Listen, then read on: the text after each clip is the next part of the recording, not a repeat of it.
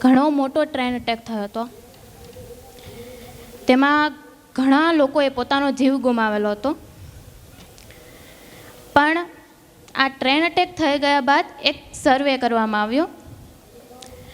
આ સર્વેમાં એવા લોકોને શોધવામાં આવ્યા કે જે દરરોજ તે જ ટ્રેનમાં મુસાફરી કરતા હતા, પરંતુ તેમને તે ટ્રેન અટેકના દિવસે ટ્રેન ન મળી. તેવા લોકોને શોધવામાં આવ્યા અને તેના કારણો પૂછવામાં આવ્યા કે તમને શા માટે ટ્રેન ન મળી. બધાના કારણો અલગ અલગ હતા. કોઈએ કીધું કે અલાર્મ મોડું વાગ્યું એટલે મોડું થઈ ગયું. કોઈએ કીધું કે મારા છોકરાએ મારા કપડા પર પાણી ઢોળી દીધું એટલે મોડું થઈ ગયું. કોઈએ કીધું કે મને સ્ટેશન પર જવા માટે રિક્ષા સમય પર ન મળી એટલે મોડું થઈ ગયું. આ મોડું થઈ ગયું ને તેણે તેમનો જીવ બચાવી લીધો.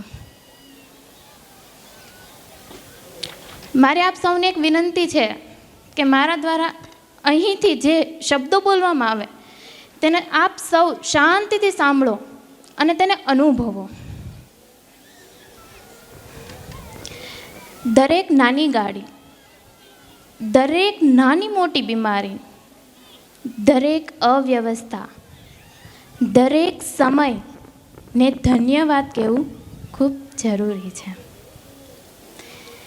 દરેક અલગ પડી ગયેલ દોસ્ત, દરેક એકલપણાનો શોક, દરેક અધૂરી મહેનત, દરેક નાની મોટી જરૂરત ને ધન્યવાદ કહેવું જરૂરી છે. દરેક વિના વિચારીએ કરેલ ભૂલ, દરેક દર વખતે ઉલટી પડતી બાજી, દરેકના દિલને દુભાવતી હાર, દરેક કિસ્મતની વાર ને ધન્યવાદ કહેવું જરૂરી છે. પણ શા માટે? શા માટે ધન્યવાદ કહેવું?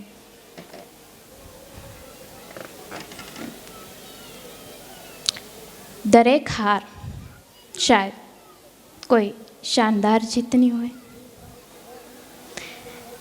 દરેક એકલપણાનો શોક શાયદ દુનિયાની એક બહેતરીન વ્યક્તિ કે જે તમે ખુદ છો તેને ઓળખવા માટેનો હોય. દરેક અવ્યવસ્થા શાયદ કોઈ જબરજસ્ત વ્યક્તિત્વનું ઘડતર માટેની હોય. દર મહિને થતી શરદી તાવ શાયદ કોઈ મોટી બીમારીને દૂર કરતી હોય.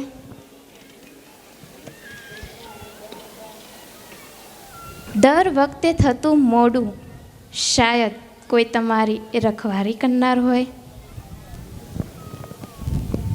બસ આના માટે જ દરેક નાની ગાડી, દરેક નાની મોટી બીમારી, દરેક અવ્યવસ્થા, દરેક સમયનું આપ સૌની જિંદગીમાં હોવું ખૂબ જરૂરી છે. આપ સૌ ચાહો તો અત્યારે હમણાં તમારો જમણો હાથ તમારા હૃદય પર મૂકો, આંખ બંધ કરો, એક નીરવ શાંતિનો અહેસાસ કરો. વર્તમાનમાં જે પરિસ્થિતિ ચાલી રહી છે તેને ધન્યવાદ કહો, ધન્યવાદ કહો, ધન્યવાદ કહો. આપ સૌ આપની મૂળ અવસ્થામાં આવી શકો છો. આપ સૌએ મને સાંભળી તેના બદલ આપનો ખૂબ આભાર.